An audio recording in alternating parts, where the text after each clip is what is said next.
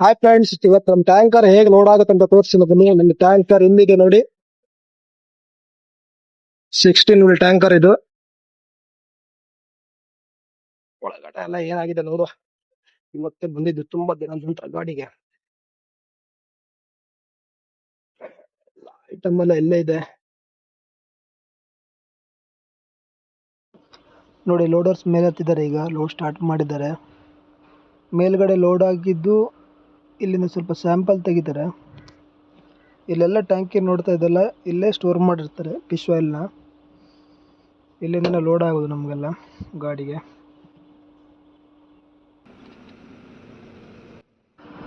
Load ಆಗಿ ಬಿಡದೆ late ಆಗೋಯ್ತು, ನೈಟ್ ಆಗೋಗಿದೆ. ಈಗ ಮುರುಡೇಶ್ವರ ಹತ್ತತ್ರದಲ್ಲಿದ್ದೆ. ಈಗ ಮಲ್ಪೆಯಿಂದ ರತ್ನಗಿರಿಗೆ ಸೀದಾ ಒಂದೇ ರೋಡು, NH 66, ಕನ್ಯಾಕುಮಾರಿಯಿಂದ ಪನ್ವೇಲ್ ಹೈವೇ. ಅದು ಸೀದಾ ಒಂದೇ ರೋಡ್ ಅದು. ಇಲ್ಲಿ ಮಲ್ಪೆ ಆದಮೇಲೆ ಉಡುಪಿ ಆ ಕಡೆ ಬಂದು ಕಾರವಾರ, ಗೋವಾ ಪಾಸ್ ಆದಮೇಲೆ ಮಹಾರಾಷ್ಟ್ರ, ಅಲ್ಲಿಂದ ಸೀದಾ ಹೋಗೋದು. ನೋಡಿ, ಇದು ನಮ್ಮ ಮುರುಡೇಶ್ವರ.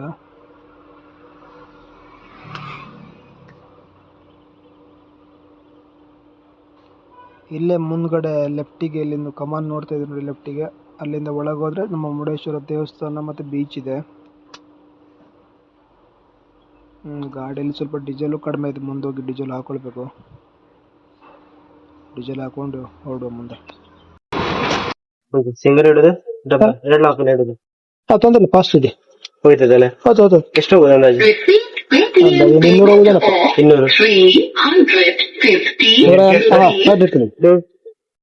ಗೊತ್ತಿತ್ತಲ್ಲ, ಕಟ್ಟಾಗೋಕೆ ಆಗ್ತಾ. ತೊಂದ್ರೆ ಡೀಸೆಲ್ ರೇಟು 91 ರೂಪಾಯಿ 58 ಪೈಸೆ ಇದೆ.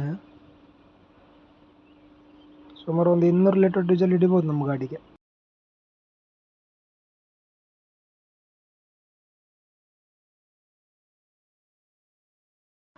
ಡೀಸೆಲ್ ಹಾಕಿ ಆಯ್ತು, ಈಗ ಹೊರಡುವ.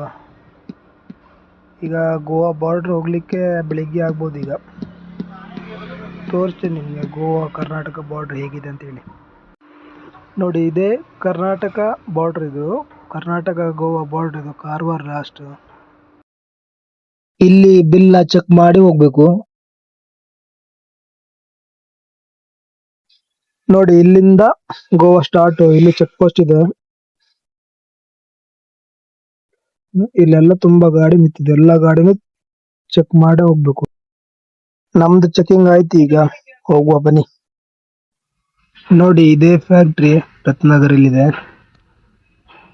ನೋಡಿ. ಈಗ ಇದೇ ಗೇಟು. ಇಲ್ಲೂ ಕೂಡ ಚೆಕಿಂಗ್ ಆಗುತ್ತೆ ಒಳಗೆ ಹೋಗುವ ಬಿಲ್ ಎಲ್ಲ. ಹಾಗೆ ಬಿಡುದಿಲ್ಲ ಫ್ಯಾಕ್ಟ್ರಿ ಒಳಗಡೆ. ಇಲ್ಲಿ ಮೊಬೈಲ್ ಅಲೋ ಇಲ್ಲ ವಿಡಿಯೋ ಮಾಡ್ಲಿಕ್ಕೆ ಒಳಗಡೆ. ಮೊಬೈಲ್ ವಿಡಿಯೋ ಮಾಡಿದ್ ನೋಡಿದ್ರೆ ಕಸ್ಕೊಂಡು ಹೋಗ್ತಾರೆ. ನೋಡು, ಆದಷ್ಟು ವಿಡಿಯೋ ಮಾಡುವ.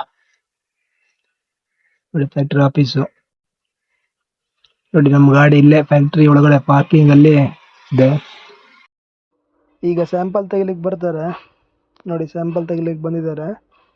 6 ಬ್ಲಾಕ್ ಇಂದ ಸ್ವಲ್ಪ ಸ್ವಲ್ಪ ಸ್ಯಾಂಪಲ್ ತೆಗ್ದು ಇಲ್ಲೂ ಕೂಡ ಚೆಕ್ ಮಾಡಿ, ಸ್ಯಾಂಪಲ್ ಪಾಸ್ ಆದ್ಮೇಲೆ ಲೋಡ್ ಖಾಲಿ ಮಾಡ್ತಾರೆ. ಅಕಸ್ಮಾತ್ ಸ್ಯಾಂಪಲ್ ಏನಾದರೂ ಫೇಲ್ ಆದರೆ ಖಾಲಿ ಮಾಡೋದಿಲ್ಲ, ಲೋಡು ರಿಜೆಕ್ಟ್ ಆಗುತ್ತೆ. ಮತ್ತು ಪುನಃ ವಾಪಸ್ ಮಲ್ಪೆಗೆ ಹೋಗ್ಬೇಕಾಗತ್ತೆ.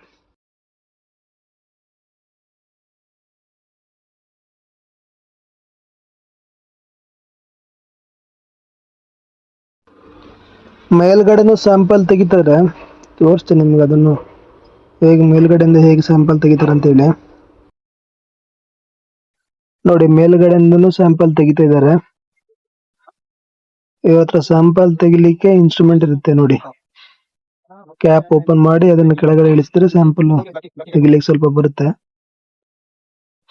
ಇಲ್ಲೂ ಕೂಡ ಮೇಲ್ಗಡೆ 6 ಬ್ಲಾಕ್ ಇದೆ, 6 ಬ್ಲಾಕ್ ಇಂದನೂ ಸ್ಯಾಂಪಲ್ ತೆಗಿಬೇಕು.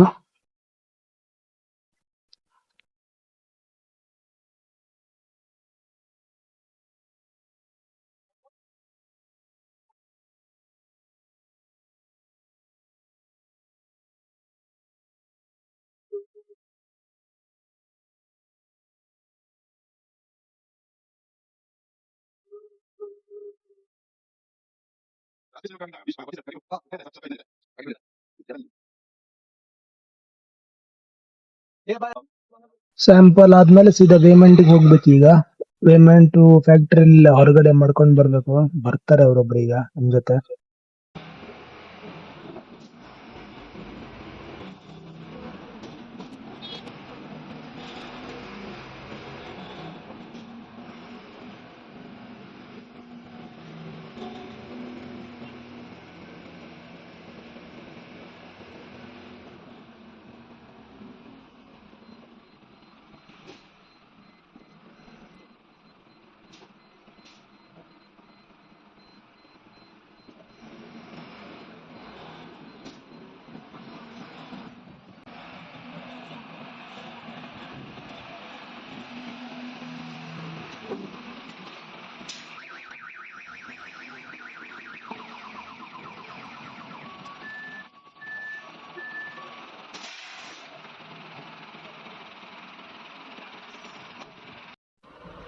ನೋಡಿ ಈಗ ಖಾಲಿ ಮಾಡ್ಲಿಕ್ಕೆ ಇಟ್ಟಿದ್ದಾರೆ.